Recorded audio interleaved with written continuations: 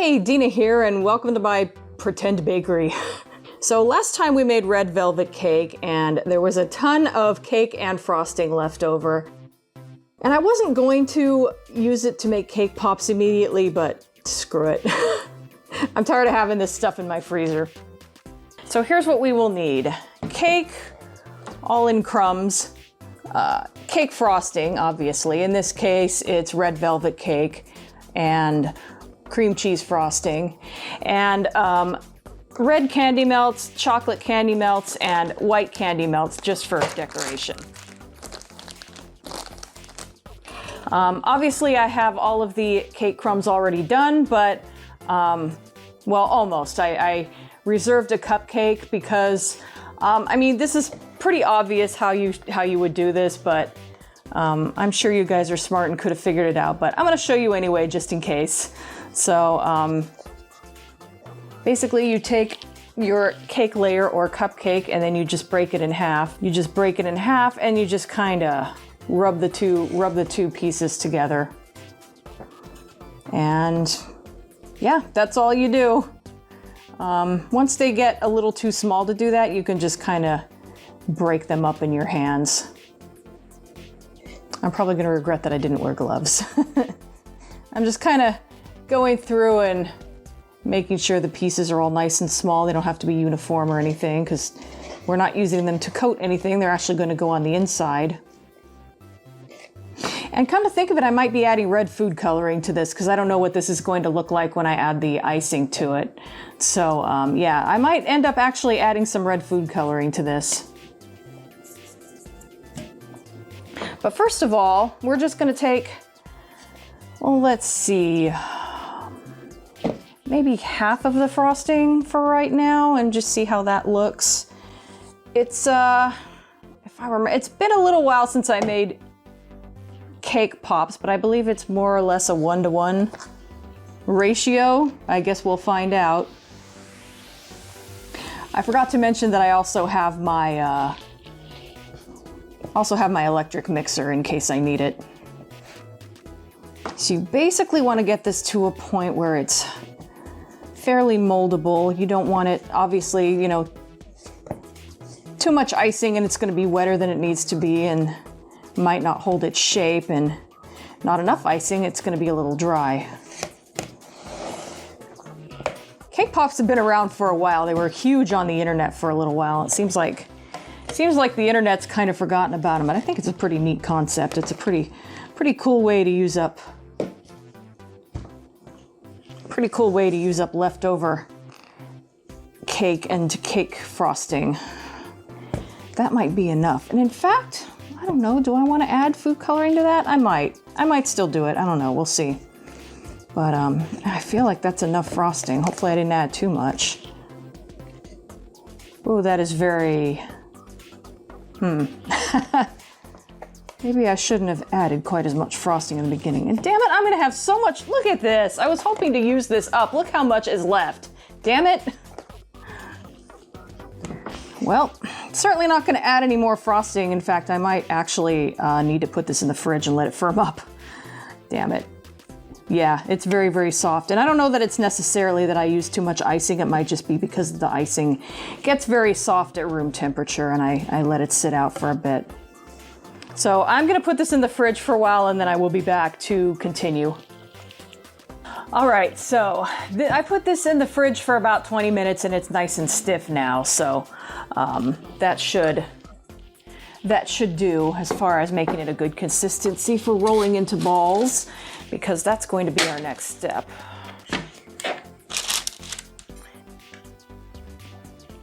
So I'm just gonna grab, I don't know, little spoonfuls of this. Let's see if I think that's a pretty good amount. And we're just gonna roll them into little balls. They don't have to be perfect. They're a little sticky. This isn't a perfect situation here, but it'll work. I think I probably still did use maybe a little more frosting than I needed, but putting it in the fridge just did help, so.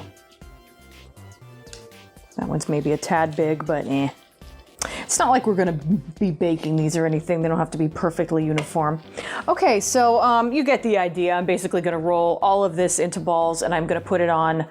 I'm going to put them all on this sheet, and this is going to go in the freezer so that they're nice and solid. And when you coat them with the candy melts, you know, it should you know, solidify pretty quickly. Really quickly, I'm going to show you what my plans are for the coating. I'm going to use half red food coloring and half chocolate food coloring. I'm trying to kind of mimic the flavor of a red velvet cake. So how much do I want to use? I guess a cup of each. And since it's a 1-to-1 ratio, sorry about the noise there. So if it's about a 1-to-1 ratio, if I have to make more, it'll be easy to do. It's about a cup roughly. And I will use a cup of these. Whoa. That seems like a lot.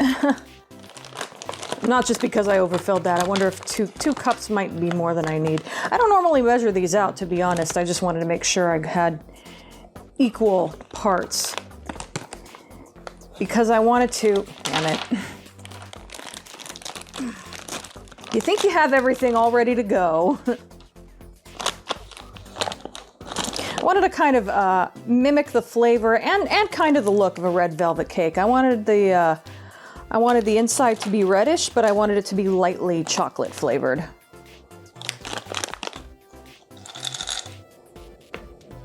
Okay, that's about right. I mean, once these melt, they'll probably be a lot less. So yeah, I think that's probably a good amount. So this is what I did, basically 1 cup of each. But at the end of the day, all you need to know is it's a 1-to-1 ratio, half red and half chocolate. And that's my idea. I've never tried this, but we'll see how it goes. In the meantime, I will, like I said, finish rolling these balls and then I will put them in the freezer. And after I've done that and melted these wafers, I will come back and you will see me coat them. Okay, so here are my little uncoated truffles. They're all frozen, and I went ahead and melted the chocolate and red candy melts together, and I have mixed feelings about this color, but you know, I kind of like it. I don't know. I think it's kind of neat that it's almost the same color as these. So I don't know, I kind of like it. I don't know if it's quite what I was going for. I was hoping it would be a little more red, but whatever, it is what it is. So we're just gonna go with that. So basically, just one by one, you take these. Make sure you can see what I'm doing here. There we go. Okay, you take these and you drop them in. Just kind of make sure it's all well coated. And you take it out with a fork. I have never been able to do this completely neat. I've never been able to be completely neat with this, but this is, for me, this is the best way to do it. And you just kind of tap off as much as you can, and then you wipe off the chocolate that's on the bottom, and then you just put it. Sometimes it's a little hard getting it off the fork. You just put it on it really doesn't want to come off. Wow. Oh, well, yeah, that was because sometimes what I'll do is I'll actually kind of, let's see how, this one might be really sloppy.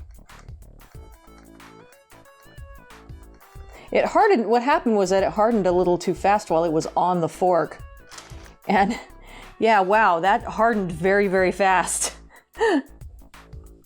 So, okay, just keep going, and I'm just gonna put these right on the sheet, the same sheet that I had them on when I froze them.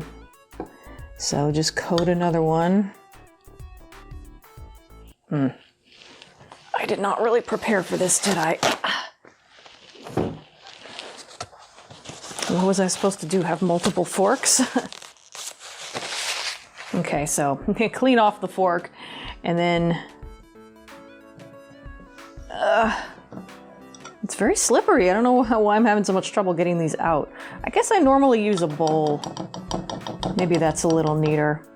So let that drip off a little bit, and then you kind of wipe off the fork, and then you try to kind of slide it onto your thing. And that one didn't stick quite as much, but it does need a little bit of help. Okay. And you just keep going. And you don't need to see me do every single one of these. So I'll leave it at that for now, but I also melted the white chocolate, and of course this is the white candy melts. This is optional, of course, but I feel like I ought to have a little bit of white on these. That's not... Yeah, this is not quite thin enough, so I'm gonna have to add some oil to it. I usually go with coconut oil. Okay, so I got some coconut oil, and I'm just gonna add, I don't know, just a little bit to this, to the white candy melts here, and that should thin it out. Okay, I think that's working. Okay. So I also coated a couple more balls so I can demonstrate this a little better. Actually, a little thinner than it needs to be now, but you can see what I'm trying to do. I'm trying to get those little thin strands. So I always like how that looks. It's super easy to do, but it looks nice and professional. I'm trying to do a better job on these ones that I started earlier.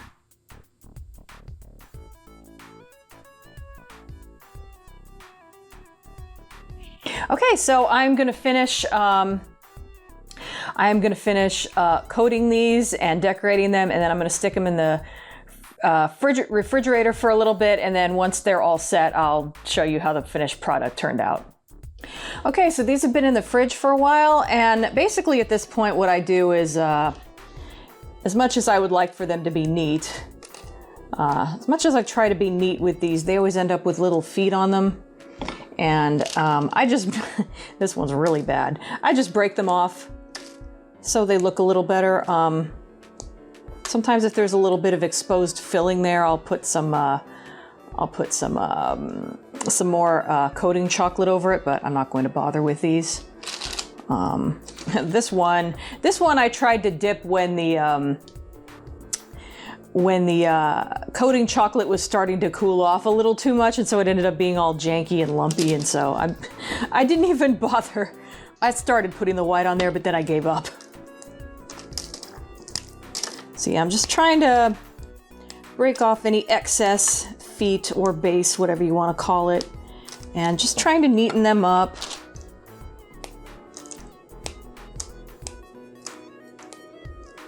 I really could have used a knife for some of these, but oh well.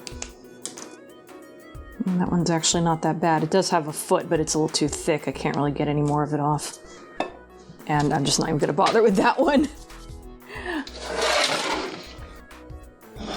Okay, so here's how they turned out. They could have been a little neater, but honestly, I actually like the color. It's kind of a, reddish brown, and it's kind of, it's the same color as the cake I ended up making, which, could have been more red as red velvet goes. I actually had to remake these, and some of these turned out a little more red than the others. That's interesting. I had to mix more coating chocolate. So that's kind of interesting. I only just noticed that. So let's see how they taste. What's one that I don't? I guess I'll go with this one.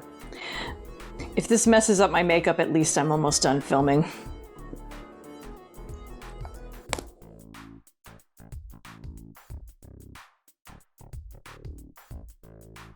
That is really good. The coating came out a little too thick. It's a little hard to bite through. I prefer it to be a little thinner.